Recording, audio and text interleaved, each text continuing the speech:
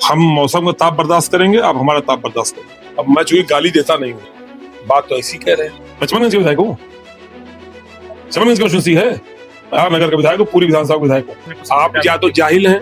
हाँ, ऐसा उन्होंने दावा पास हो गए क्या? अरे आप पत्रकार हैं, पता करो पास हो गए क्या? नई सड़क के अलावा कहीं गुंडे नहीं होते क्या? गुंडे रायपुरवा में नहीं होते, गुंडे चंद्रिका देवी पे नहीं होते। क्या भरा है यहाँ और क्या भरना चाहते हो समाज के? गुनाह है मुसलमान होना, झूठे आरोप, कुछ भी जो मुंह में आया वो आए बाएं साएं, कुछ भी नहीं बोल सकते आप, कुछ भी नहीं बोल सकते। सबका मान सम्मान है। मैं जनता के चुने हुए पद पर हूँ। वहां पे बीएसए ने नाम लेके कहा कि सुरेश अवस्थी जी ने उस काम को रोक रखा। कौन रोकेगा? किसकी हस्ती? किसी की हस्ती नहीं रोक पाएगा। स्कूल में मैंने देखा तो गुस्सा तो बहुत आया, पर मैंने छोड़ा, चलो भाई बड़े आदमी हैं, सरकार में है, चुनाव हारे हैं, किसी आए होंगे। ललकारा है कि अमिताभ वाजपेयी बुलाओ, जब अमिताभ वाजपेयी आए हैं तो आपने जांग पे हाथ मार के ललकारा है। उन्होंने बुलाया था अपने घर सामने मुझको कि आके दिखाएं, मैं तो आया था अकेले। छुपने की कोशिश ना करें, गलती का एहसास हो गया हो तो माफी मांगे, और नहीं हुआ हो तो ऐसे ही गड्ढा खोदते रहे, उसमें कूदते रहे।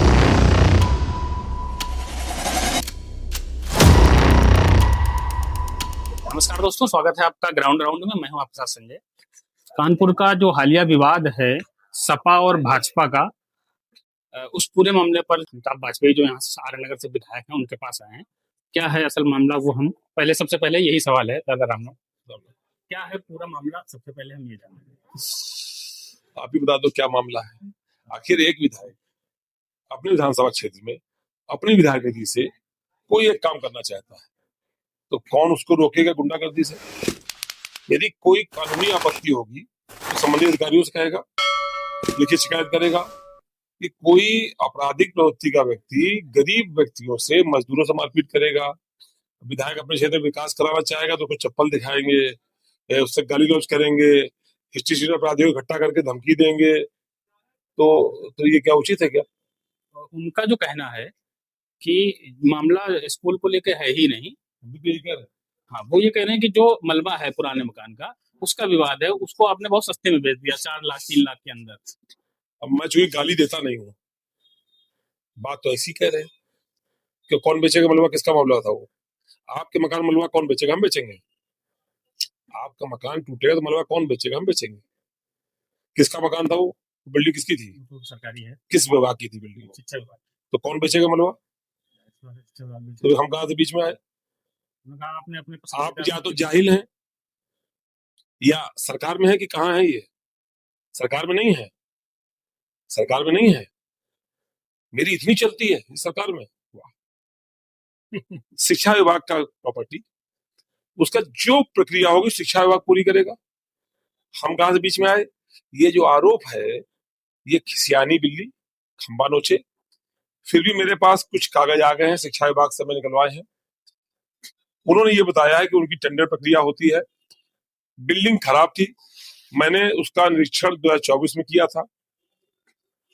उसको मैंने निरीक्षण आख्या में लिखा था कि जर्जर है, उसके अंदर सांप, नेवला, चमगादड़ है, इसको हटा लेना चाहिए। शिक्षा विभाग ने माना था कि हाँ ये जर्जर है। 6-7 महीने तक कोई कार्रवाई नहीं करी थी। मैंने अनेकों फोन किए थे, जब बहुत पैरवी करी तो उन्होंने उसका मुआयना कराया। उनकी कोई कमेटी होती होगी, वो कमेटी जांच करती है, वैल्यूएशन करती है, वैल्यूएशन करके टेंडर निकालती है, उसमें लोग पार्टिसिपेट करते हैं। उनकी अपनी जो भी टेंडर प्रक्रिया होती होगी उन्होंने पूरी करी होगी। मैं ईश्वर को साक्षी मान के कहता हूं, जिस व्यक्ति ने वो टेंडर लिया था उसको मैं नहीं जानता था। अब इस पर कसम की बात आएगी तो जिसकी वो कहेंगे उसकी कसम मैं खा लूंगा। उन्होंने खाई नहीं, उन्होंने तो खाई नहीं, उन्होंने खाई नहीं। उनको जिस पर विश्वास हो उसकी कसम मैं खा लूंगा कि जब तक वो टेंडर होकर के फर्म नहीं आई तब तक मैं उस फर्म वाले को मैं नहीं जानता था। मैंने उसको उस दिन जाना जब वो पिछले साल जुलाई में वो तोड़ने गया और उसको उन्होंने मार के भगा दिया। तब मुझे खबर मालूम पड़ी, चूंकि मैं उसको जानता नहीं था, वो मेरे पास आया नहीं, तो मैं स्कूल गया। स्कूल में मैंने देखा तो गुस्सा तो बहुत आया, पर मैंने छोड़ा, चलो भाई बड़े आदमी हैं, सरकार में है, चुनाव हारे हैं, किसी आए होंगे, तो मैंने कुछ नहीं कहा। लेकिन जनता के बीच में जाए इसलिए मैंने उस पूरे स्कूल की बिल्डिंग एक रील बनवाई और रील बनवा के मैंने डाली सोशल मीडिया पे, आपको मिल जाएगी। और कल भी मैंने उस रील को दोबारा डाला है। उसमें मैंने उस बिल्डिंग की हालत दिखाई, लोगों का समर्थन मिला उस पर। फिर भी विभाग ने तोड़ना शुरू नहीं किया, चूंकि ठेकेदार डर के भाग गया था। तब मैंने विधानसभा में याचिका लगा रखी थी पहले से, प्रत्याशा में ही मुझे मालूम था कि ये बवाल करेंगे। तो उसके तहत जब कार्रवाई हुई है, तब वहां पे बीएसए ने नाम लेके कहा कि सुरेश अवस्थी जी ने उस काम को रोक रखा है, और वो कार्रवाई की कॉपी मेरे पास है, आप चाहेंगे तो अभी मैं आपको दे दूंगा। तो उसमें जब मैंने पूछा ये कार्रवाई क्या हो, तो उन्होंने कहा कि उन्होंने शिकायत करी है, इसमें गड़बड़ियां हुई है। तो फिर आपने क्या किया, तो उन्होंने कहा हमने जांच कराई, सीडीओ मैम ने आदेश किया है, उसमें कमेटी बनी है, इसमें डीआईएस है और उनके भवन के अधिकारी, जो भी उनकी कमेटी है वो जांच कर रही थी। फिर तो उन्होंने जांच करके हम उसको देखेंगे। जांच हुई, हमने पूछा जांच के परिणाम, और जांच के परिणाम ये कि प्रक्रिया सही से पालन हुआ है। फिर मैंने डीएम साहब से मिला, मैंने डीएम साहब को चिट्ठी दी, उस चिट्ठी जवाब में डीएम ने जांच करी, डीएम ने पत्र लिखा, और डीएम साहब ने इनको फोन करके उनको शांत किया और उसको बिल्डिंग को तुड़वाया। मैं कहाँ आया बीच में भाई, मैं कहाँ आया बीच में? वो ठेकेदार ईटा बेच रहा था, जिसको खरीदना खरीद देता। जहां तक मेरी जानकारी है, एग्जैक्ट अमाउंट तो मुझे नहीं पता, पर लगभग शायद 4 लाख रुपया उस भवन के मलबे का जमा हुआ है विभाग में, जो हमें जानकारी है। कुछ उसका तुड़वाई का खर्चा आया होगा बेचारे का, कुछ ढुआई का खर्चा आया होगा, और कुछ उसने प्रॉफिट कमाया होगा। वो ठेकेदार है, उसका काम है ये। तो इसमें मैं कहां से बीच में आया? अब ये खिसियानी बिल्ली खंबा नोचे की तर्ज पे 2 आरोप उन्होंने लगाए। आज मैंने कुछ पत्रकारों साथियों की रिपोर्टिंग देखी है। एक ये कि अमिताभ वाजपेयी अपनी विधायक निधि खर्च नहीं कर पाते, और दूसरा कि मलबा ले गए। मलबे वाली बात मैंने आपको विस्तार से बताई, जो डॉक्यूमेंट चाहिए वो डॉक्यूमेंट मैं आपको दे सकता हूँ। और विधायक निधि का हिसाब MP MLA निधि कानपुर नगर .org पर उपलब्ध है, जो व्यक्ति चाहे खोल के दे सकता है। वैसे पिछले 4 वर्षों में 18 करोड़ की विधायक निधि जारी हुई है, जिसमें 17.73 करोड़ रुपया पिछले वर्ष तक मैं खर्च कर चुका था। जो रुपया बचा था वो इलाज के मद में बचा था, क्योंकि मैंने 55 लाख इलाज में खर्च किया, 81 लोगों की मदद करी थी, तो रुपया इलाज के मद का बचा था। इस वर्ष अब तक 2.5 करोड़ की निधि अवमुक्त हुई है, और 2.5 करोड़ से अधिक के प्रोजेक्ट में सैंक्शन करके साइन करके फाइलें भेज चुका हूं। मैं ना आलसी हूं, ना मैं आक्रमण हूं, और ना मैं विजनहीन हूं। ये सब आरोप जो लगा रहे हैं वो अपनी उस गलती को छुपाने के लिए जिसमें उन्होंने गुंडागर्दी करके गरीब आदमी को मारा, हमें चप्पलें दिखाई, हमारे लोगों को मां बहन गालियां दी और सारा अभद्र व्यवहार किया, उसको छुपाने के लिए कर रहे हैं। हुआ कुल यह है कि जब इनके लाख अवरोध के बावजूद जब टेंडर वर्क ऑर्डर हो गया, हमने डेट अनाउंस कर दी कि 15 तारीख को मैं शिलान्यास करूंगा। उसके बाद ये सब सोशल मीडिया की आप टाइमिंग देख लेंगे, आपको दिख जाएगा, इन्होंने तुरंत जाके सांसद जी के पैड पे प्रस्ताव बना के दे दिया, और उसका एस्टिमेट बनाने का दबाव बनाया, और मौके पे एक बैनर लगा दिया। इसमें डेट भी गलत थी, दिन गलत था, साल गलत था, नाम गलत था, वो लगा के इन्होंने बचने का प्रयास किया। मैंने फिर भी उसका बुरा नहीं माना। मैंने सोचा चलो सांसद जी भी कुछ लगा देंगे तो अच्छा ही है, क्योंकि मेरी नीयत तो बहुत पैसा लगाने की थी, पर मेरी मैक्सिमम कैपिंग 25 लाख की थी, इसलिए 25 लाख लगा रहा था। मैंने चलो ठीक है, कुछ और बेहतर बन जाएगा, कोई बुरी बात नहीं है। मैंने स्वीकार किया था, मैंने रोड़ा नहीं अटकाया। जब मेरे लोग, जो ठेकेदार के लोग कर्मचारी सफाई करने गए हैं, आपने उनको मार के भगाया है, ललकारा है कि अमिताभ वाजपेयी बुलाओ। जब अमिताभ वाजपेयी आए हैं तो आपने जांग पे हाथ मार के ललकारा है, आपने हंस के अपने लोगों से कहा है मजा आ रहा है कि नहीं, और बाहर आके चप्पल दिखा गालियां दी हैं। ये समाज है, ऊपर ईश्वर है, आप इन गलतियों को कभी माफ नहीं करेगा। ये जो 2 आरोप लगाए उनका मैंने हिसाब दिया है, और एक एक बात मेरी कागज पे सत्य है, जो चाहे वो चेक कर सकता है।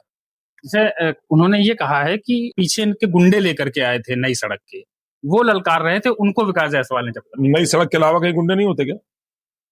गुंडे रायपुरवा में नहीं होते, गुंडे चंद्रिका देवी पे नहीं होते, गुंडे खाली नई सड़क पे होते हैं। ये इनके दिमाग का घुसा प्रदूषण है। जब अपने चुनाव में रोज करनागंज जाके स्वागत कराते तब क्या था? जब GIC के बाहर खड़े चिल्ला रहे थे कि वो कौन का नाम लेकर के मुझको बुला रहा है, मेरा नाम लेके बुला रहे थे, कौन जुनैद था क्या था, मुझे बुला रहा है, तब क्या था? एक रविशंकर मिश्रा को पकड़ा, ये देखो जो शब्द इस्तेमाल किया मैं इस्तेमाल नहीं कर सकता। एक वीरेंद्र त्रिपाठी को पकड़ा, चेतन पांडे को पकड़ के ले जा रहे थे, जिसको अपमानित किया दुर्गेश चक है, ठेकेदार गगन दीक्षित है, और लेबर राकेश है। क्या भरा यहाँ, क्या भरा है यहाँ, क्या भरा है यहाँ, और क्या भरना चाहते हो समाज के? गुनाह है मुसलमान होना, इंसान नहीं है, देश के नागरिक नहीं है। केवल नई सड़क चमनगंज मेट्रो से मकान गिरा था, तो वहां भी कह रहे वो चमनगंज का विधायक है। मैं चमनगंज का विधायक हूँ, चमनगंज कॉन्स्टिट्यूंसी है, मैं आर नगर का विधायक हूँ, पूरी विधानसभा का विधायक हूँ, और चमनगंज मेरी कॉन्स्टिट्यूंसी में नहीं आता।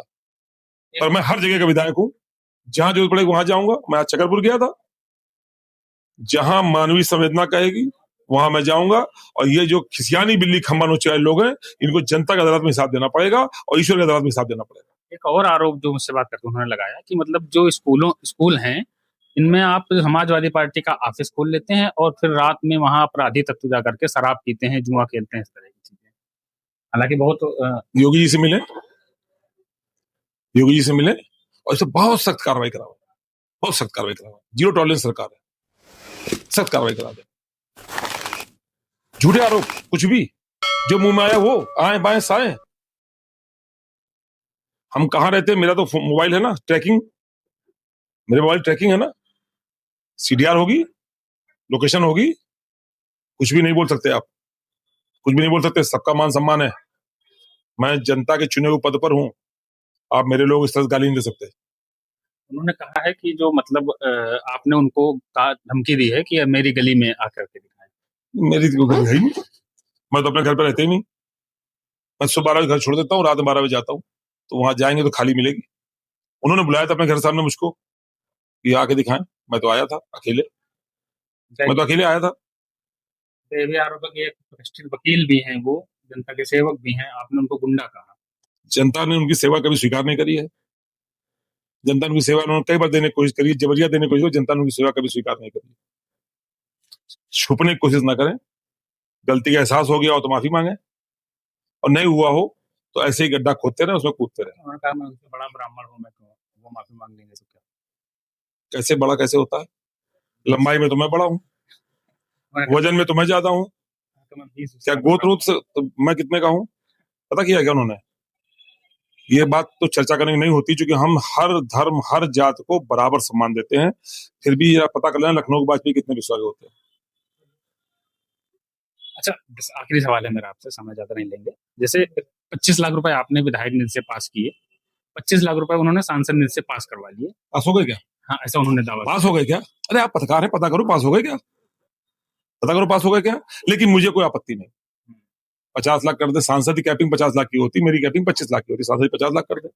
अभी तो कह रहे हैं बच्चे नहीं है स्कूल में, करोगे क्या। मैंने तो 3 कमरे इसलिए पास किए कि वहां 2 कमरे हैं, 5 क्लास हैं, 2 कमरे हैं, 3 बना दूंगा, 5 पूरे हो जाएंगे। अभी तो कह रहे हैं बच्चे नहीं है, कमरे क्या करोगे, लगाना क्यों चाहते हो। खैर, सांसद जी का स्वागत है, जो करना चाहे करें, मेरी कॉन्स्टिट्यूंसी है, उनकी कॉन्स्टिट्यूंसी है, मेरा जो सम्मान है उनका सम्मान है। ऐसा तो नहीं है मतलब कि आप आज की तारीख में कुछ भी नहीं पास है। मतलब मेरा कहने वाला ऐसा तो नहीं कि आपस की लड़ाई में जो जनता है, बच्चे हैं, उनके भविष्य के साथ खिलवाड़ हो रहा हो। कैसे होगा, ऐसा नहीं नहीं बन पा रहा है ना। बनेगा। कौन रोकेगा किसकी हस्ती, किसी की हस्ती नहीं रोक पाएगा। वस्त्र त्याग दिया आपने कि जब तक नहीं बनेगा, मतलब कुर्ता चप्पल त्याग दिया आपने। हम मौसम का ताप बर्दाश्त करेंगे, आप हमारा ताप बर्दाश्त करेंगे। ऐसे ही रहेंगे जब तक नहीं बनेगा। जब तक बनना शुरू नहीं हो जाएगा तब